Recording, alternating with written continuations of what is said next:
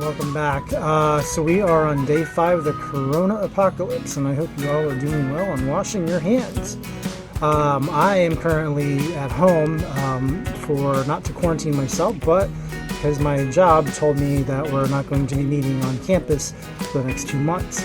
So I'm going to be home for a while, and therefore I'm going to share some stuff that I have lately. And today we're going to talk about ProWritingAid, which is a program that you should be using if you care about editing and proofreading and style and a number of other things for your writing. So I want to spend some time showing you what that looks like if you haven't already checked it out. I want to just kind of emphasize that I got the program maybe a week ago because I subscribe to a group called Book Baby, and I get their newsletter. And I don't really use their services, but I do read their articles, and I do check out their promotions and all that. And they're pretty good. I do like them. If you want to see a good system worth looking at, check them out. Anyway, they sent out a discount to their subscribers about a week ago for 50% off of ProWritingAid. And the way ProWritingAid works is you have 3 different subscription tiers, and then you have a lifetime. And ultimately, the lifetime is $240, half off. It's $120. I went ahead and got it because I wanted the lifetime access, because why wouldn't I? I'm a writer. I'm not going to give up on this a year from now. So what we're going to do today is we're going to take a look at ProWritingAid in action, and we're going to look at my short story 11 Miles From Home, which has been out since 2015. Most of my stories I like to tweak from time to time. I think it's something new to do, and I want to go back and just kind of apply the techniques to old works. So that's why I'm in perpetual redesign of most of my short stories and ebooks. And what I want to do with ProWritingAid is I want to go ahead and apply the first part to the program, and I want to show you what that looks like when you actually go through the process of using ProWritingAid to check your work. So I'll keep it short and sweet, hopefully, but I do hope you'll stick around and check it out, and hope to see you. Hope you use it. It's a program worth having. So anyway, stay safe, keep your hands washed, and just stay tuned for the video coming up. Hi, welcome back. We're looking at the ProWritingAid website right now. This is where you would go to get your subscription, renew it, whatever the case may be. You can clearly explore the site and see what it all offers, and I highly recommend you do that at some point. And I'll have a link in the description below to take you right to the page. The thing I like about this is it really is a comprehensive overview of grammar, style, diction, everything. Whatever you might need to make your writing stand out stronger, this offers a lot of options for you. What we're going to do today is we're going to look at the desktop version. There is an app version here. If you click on the app link, you can just go and check out the basics. You can paste your work right into the document and say, "Hello, friend." And what will happen is as you type, this real-time counter will check your grammar, and then when it highlights, you can see what it's missing. So right now it says I'm missing a period. I mean, I have a period, so it needs a little bit more time to figure that out. See, you can see it's self-corrected because it knows now that I'm done. What we're going to do is we're going to use the desktop app so that you can see what happens when you actually want to use your documents and directly into the editor. So we'll go ahead and do that next. I'm just going to back out of here. No, leave page.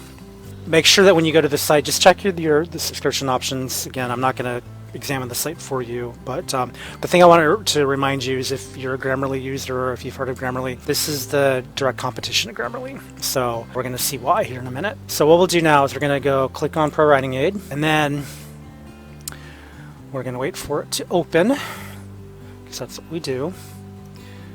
And as we wait, we will sing, "Hey yo." Alright, so the first thing we're going to get is we're going to get this splash screen, the creator open a project file, and it shows you all the different formats we can use to open.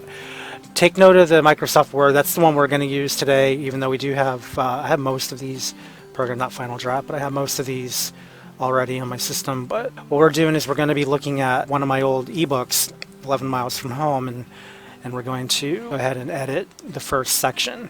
And I don't know if I'm going to do all of it. I want to just, again, I don't want to make this video boring, but I want to make sure you can see all that you're able to accomplish with this program. The desktop, of course, has all your different elements, like, you know, file, edit, and do save as, which we'll do probably at the end, just finding the different elements that it finds that you might want to check for. You can go through a quick search.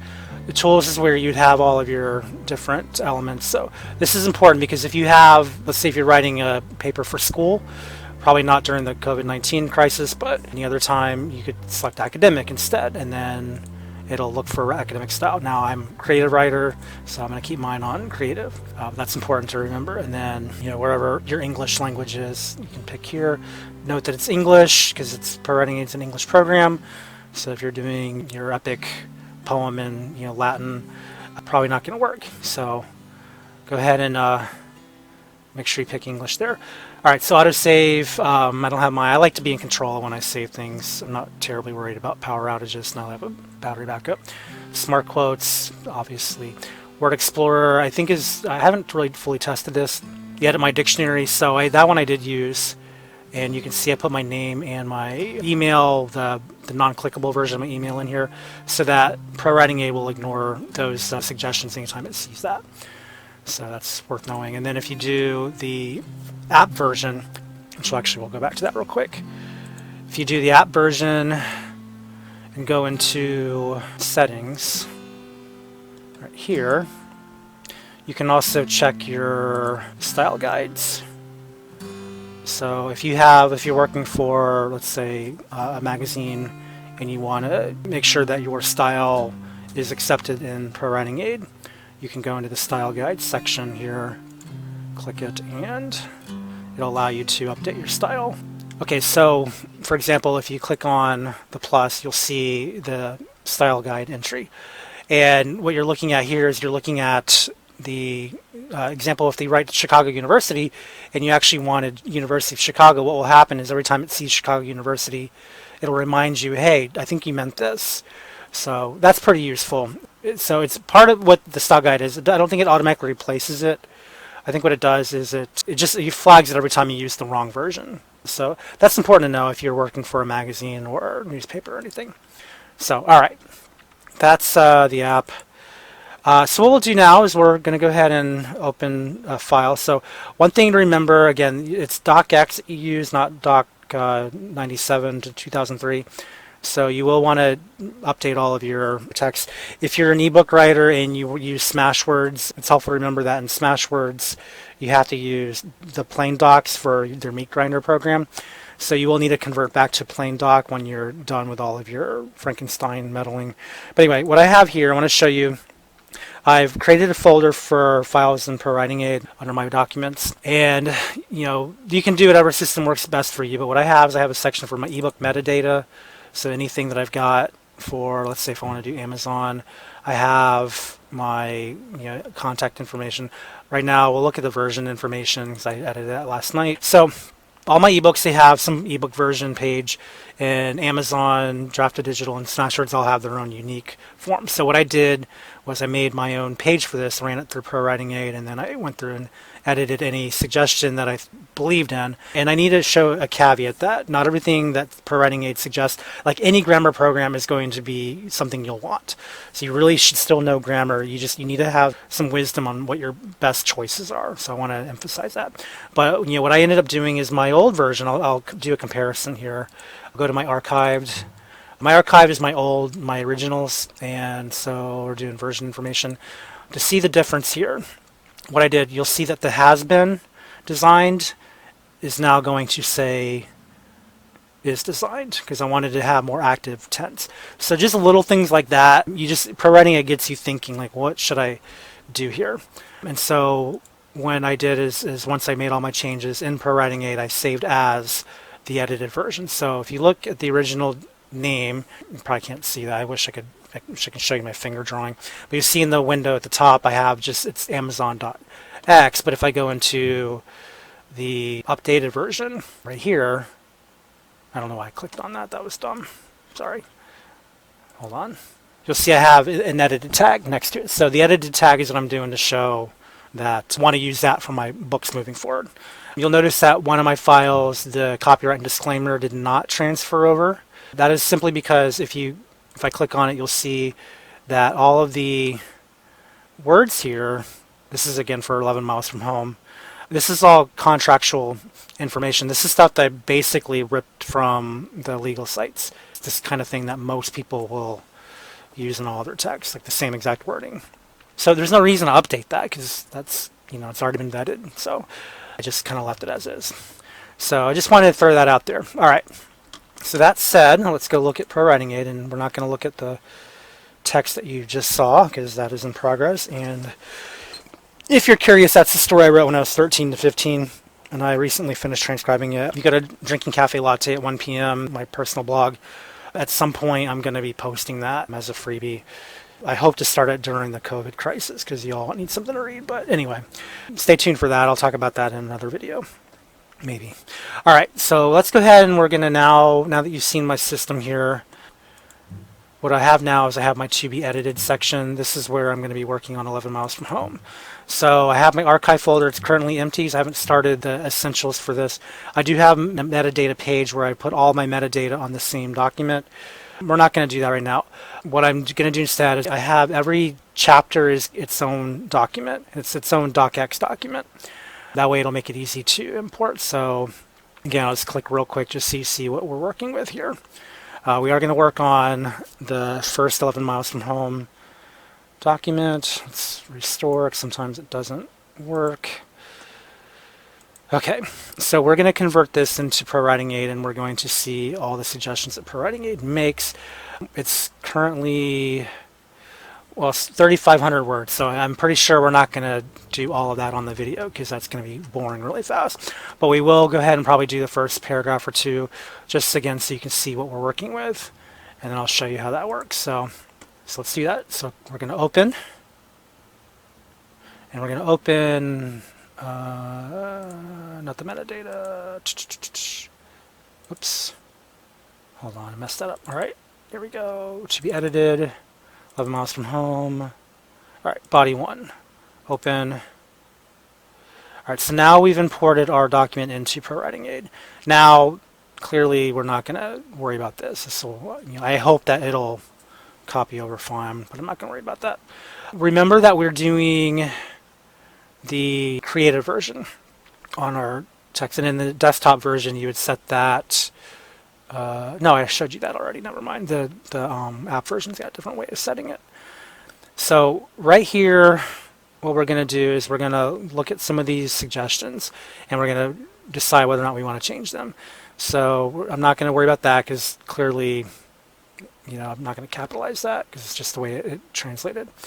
The other thing you can do is if you don't want the real-time stalling you, and actually I'm going to turn it off, you can just click on it, it'll turn itself off, and then all of the automatics will go away. You probably want to do that because you'll find that it's distracting to try to see everything at once. It's better to see all of your reports at once. Now, I want to emphasize that the ProWritingAid does have a free version, and you can use that free version to your heart's content up to the first 500 words. If you click on the summary, the free version will count your words, it'll count your lines and all that, but its analysis will stop at the 500 word mark. What you can do alternatively is you can highlight your text by drag and dropping, and then it'll analyze just that section. So I'm going to show you the difference here in a second as soon as it finishes calculating. Right now it's trying to calculate 3,500 words, or 3,700 words rather, and it's going to give you a whole entire report on what your chapter is. You could alternatively do the entire book if you wanted to, but it would take a lot longer to process. So you decide what works for you. It can handle it. It's just a lot slower and it's more demanding on your resources. So I would only recommend that if you want an overall check on your entire work. Now remember, it's going to be based on algorithms and just a number of elements like that. There's a point where you really do need to emphasize what you agree with and what you don't agree with. So for me, overall score 73, that's fine. Grammar 80, that's fine. Grammar is going to include things like Rachel's name being cut off at the or was it Richard? I think it's actually no, it was Rachel. Being cut off by the drop cap, or the title being a fragment, because titles are supposed to be fragments. So it's going to be looking for that. Spelling, again, sometimes the spelling will be off because it doesn't recognize the word that you wrote, even though you intended. So you can look out for that. Style, 41 is a little low, and we're going to find out why when we get to the end. And then the actions, they just suggest what they try to get rid of. ProWritingAid hates this thing called the glue index. Glue index is when you have a lot of, to the place where it was, blah, blah, like a lot of short words, a lot of words that they call the glue words where you don't really need them, and they take a while to get through. So the actual definition of glue word is this is where the reader may slow down. So that's worth knowing. And again, the free version will give you the same report that the paid version will give you, so you can explore that on your own. I'll just give you a quick overview of what my particular document is highlighted. So of interest here is I have one very difficult to read paragraph in that entire section, and I have a feeling I know where that is. It might be intentional, but we want to target the greens because greens mean most people can read your work. A lot of writers don't care about this, the readability measurements. I'm kind of in that camp. 79, great. I have no idea what I'm comparing to, but they're saying if a fifth grader can read it, it's pretty good. My goal is always ninth grade. So I don't know if there's a way to get this to target ninth grade readers. They're telling me that my vocabulary is better than 6% of ProWritingAid users. Actually a little insulted by that because I've tried to make up some good words here. So I have 5 words that are overused, and a lot of it's going to be your adverbs and elements like that. So anyway, your goal is to get greens, not reds. But again, this program's not designed to tell you what you have to do. It's just giving you suggestions on areas where you can improve. It's like your last line of defense for your work before you submit it anywhere, whether you're blogging or about to turn in a paper to your teacher or whatever you're doing. Like any algorithm-based program, you need to know grammar before you can take its suggestions. The point here is it's your last line of defense. Right here, I like this graph because it shows you areas where you might have some, like if you have a huge spike from here to here, that could be an issue, possibly. It's certainly, it's definitely not disinteresting, but I would think that, this section here, I would be happier with because there's a lot of variety, but it's not like crazy, where I'm seeing these huge spikes, I might be a little worried. So that might be something I'll look for. So it gives you suggestions of things you can get rid of. It's always going to target your adverbs, within dialogue, they don't mind. This particular story does not have dialogue. This is a narrative essay. So you're not going to find anything dialogue related in this particular sample, but yours will probably have something. Yeah, see, like right here, like I know that's wrong, so I'm not going to fix that. So, as you go on, you'll find there's better ways to handle your work. So, all right, that's the style report. And then, again, if you do the free version, it's only going to give you a report on the first 500. If you want to just focus on one version, let's say I don't want to worry about all this. Maybe I want to just worry about this small passage here. I can just click it, highlight it, and then do the summary again. And you're going to see it's going to go a lot faster because it's only looking for what I just highlighted. So now you'll find that my overall score is actually worse than before, which is interesting. We'll have to find out why. But you'll see that I have one and it's one paragraph I highlighted. But it's just a fine, granular way of checking things if you need to do that. It depends on how much time and effort you want to put into your editing. All right, so let's go ahead and let's take a look at style. What I like to do is I like to go through different categories. I don't pick all of them because I'm not that interested in everything that it's going to offer, but you can kind of pick and choose what you want as you go through. But for now, we're going to pick style, and we're going to see the various things it suggests. And so it's going to bring open this report. And so what does it suggest? Well, it's going to tell me to get rid of the adverbs, right? Happens suddenly, yep. All these blues are words that it doesn't think I need. I have words because this particular story, it's told in the character's perspective, so it's written in the style of their voice. So a lot of these adverbs and things I'm not going to get rid of. What I'm actually going to look for is anything that's hard to read, anything that can be a little stronger in presentation. So like right here, what do we have? Passive verbs make your writing less direct. So I suppose the actual catalyst that brought us to our new paradigm could have been introduced through. I might want to rewrite that as, I suppose, the new paradigm. We could have introduced our new paradigm through a new other catalyst. I don't know. I'd have to think about that. What I want to do. That way must be pressing. That way must press. Anyway, you can see I have a lot of options to choose. And so let's say if I want to click one, let's see, I'm going to. So if I wanted to fix that, I could just click on it. I'm not going to, because I don't know that I want to fix it yet, because I want to actually examine their suggestions. But if I click it, it'll change it to will. And the other alternative is if I click on the I button, I can find out why it wants me to. Okay, so that's interesting. All right. Assuming I like all my changes to style, I'll go to grammar next. Wait for it. Okay, so it found 29 grammar issues. So let's look at some of the things that it recognizes. So kind of a dumb reason to fight.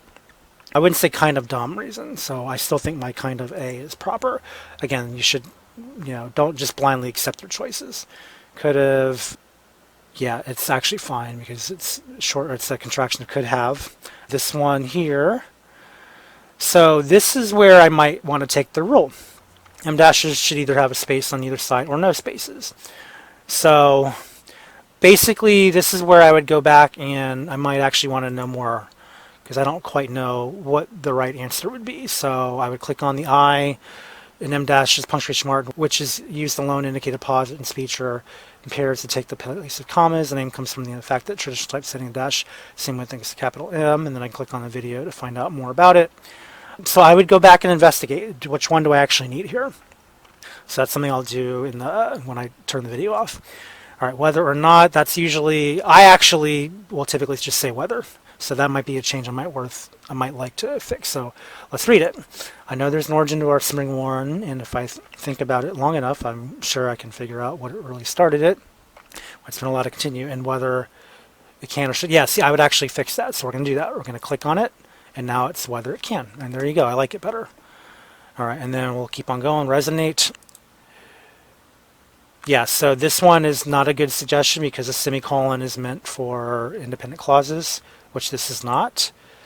Yeah, it thinks it's a comma splice. The problem is that this is actually where it begins. So I have a prepositional phrase rather than a complete sentence.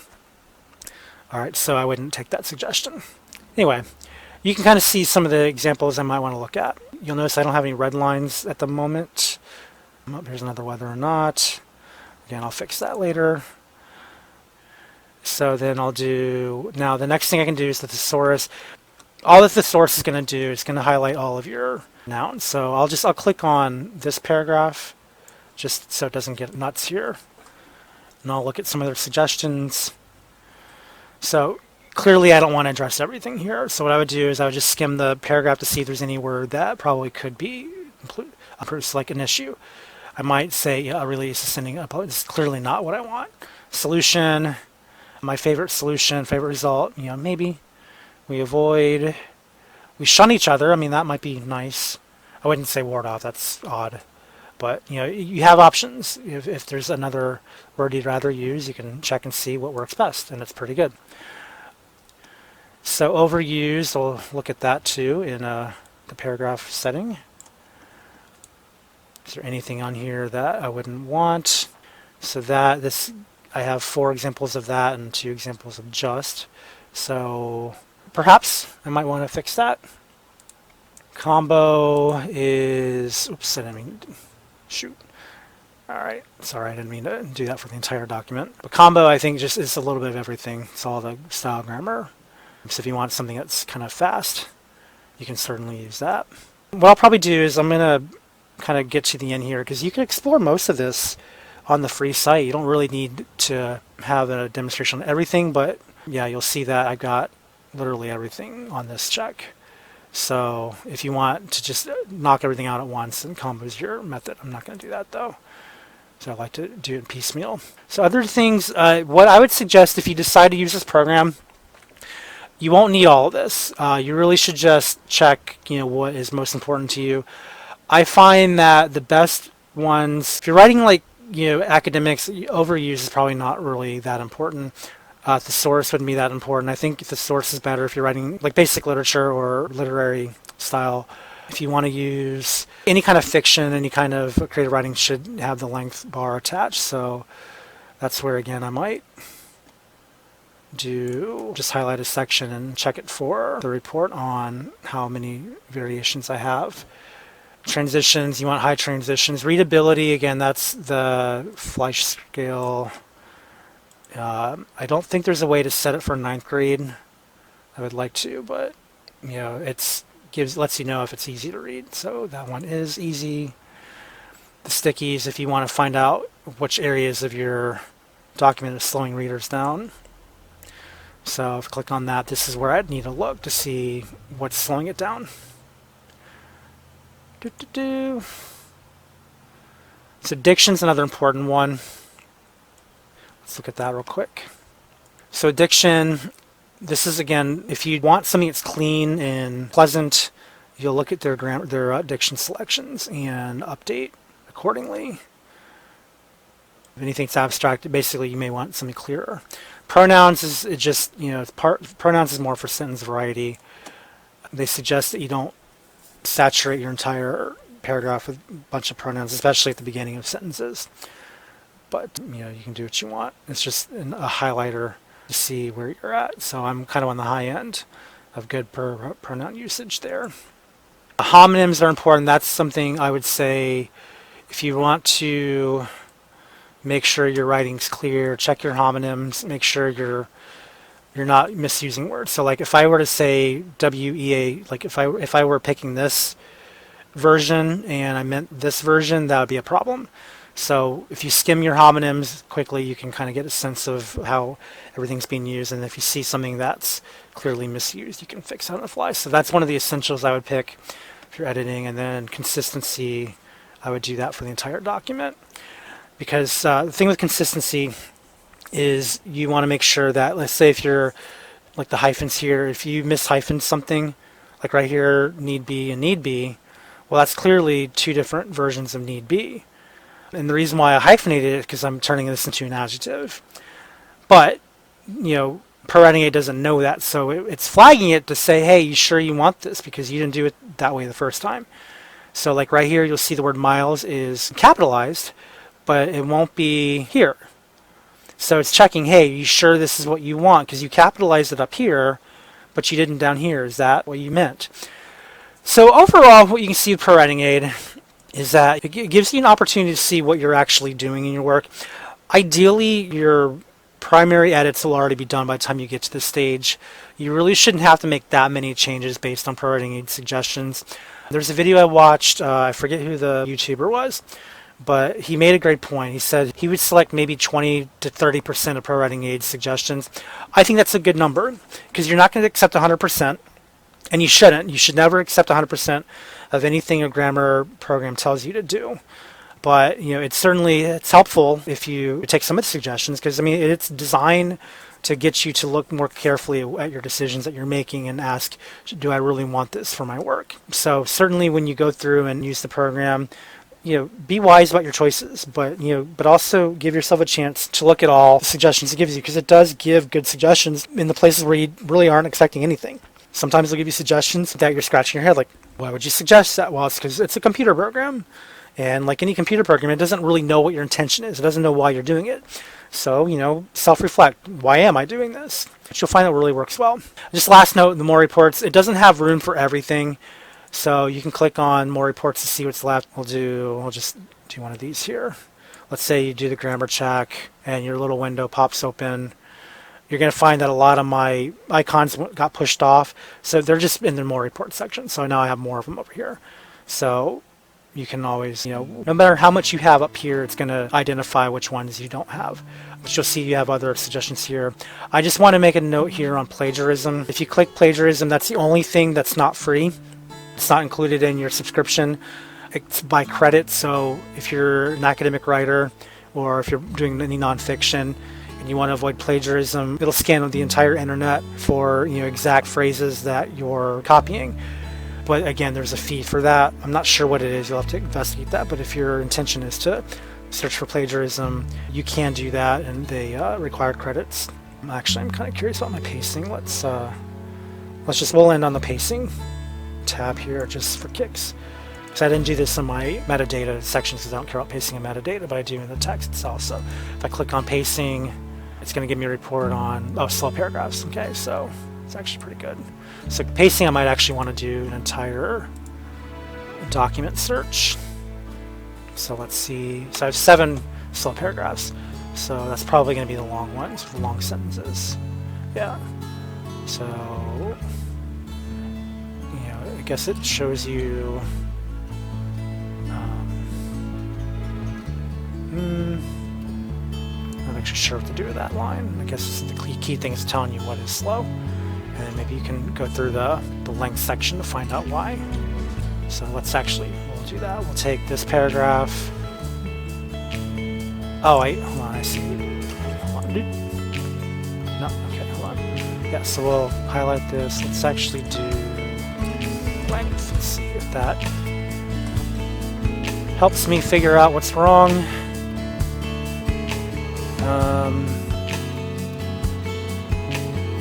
Yeah, you'll find that my sentence length showed up in my slow reads.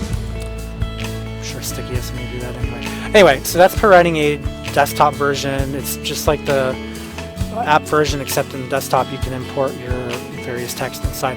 So the nice thing is any changes you make, you can then export. So all you do is save as. And for me, I'm not going to do this now because I didn't make any changes, but what I would do is I would say, actually I will. Do I want to save it? No. I'm probably going to do it later, but what I would do is I would type in edited, I would save it, and then it would save all my formatting that I have, wouldn't change anything. And then I would move my original into the archive section, telling me that I'm done with that particular file. So anyway, I hope you enjoyed this. I hope you check it out. I think it's worth it. It's a good investment. They have 1, 2, and 3 year subscription models which you can check out, and then they have a lifetime, which I think is the best value because you never have to pay for it again. There are a number of places you can subscribe to newsletters that can give you discounts. So that's how I got I subscribed to a place called BookBaby, and they sent me an email about a week ago saying that I can get ProWritingAid for 50% off for a limited time, and I took advantage of it. It's also worth checking during the holiday sales like Black Friday and maybe Memorial Day. Sometimes they'll post discounts during those seasons. I think NaNoWriMo might have some discounts worth checking into. Make sure you subscribe to ProWritingAid regardless, because they'll send you a newsletter as well, and you'll want to whitelist them because I think they go directly to my junk mail when I subscribed to them before I bought the program.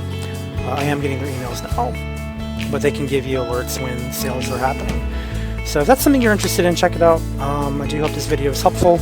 I know my goal is to make this different than what you already may see online, because I wanted something more practical. And so I know there's a lot of information on what ProWritingAid features, but it doesn't show you exactly how to use it. So I want to give you a chance to see how to actually use it. So leave me a like if you liked the video. Leave me a comment if you have any comments or if you have any questions. And just anything else you want to talk about, let me know. All right. I'll probably leave a title card to my other links. I just realized that I should be doing this for my videos. So if you see a title card at the end of this video, click on it, see where it takes you. So I don't know what I'm going to link to it yet. Probably a Scrivener thing, because, you know, or my Y-Writer series. Who knows? All right. Hope you're well. Stay safe. Wash your hands. Don't talk to people face to face unless you have to, even though you probably should, because we're social creatures and we get crazy if we don't talk to people. So maybe just be cautious. Put on a mask. Don't go crazy. All right. Be well. Thanks for watching. Bye.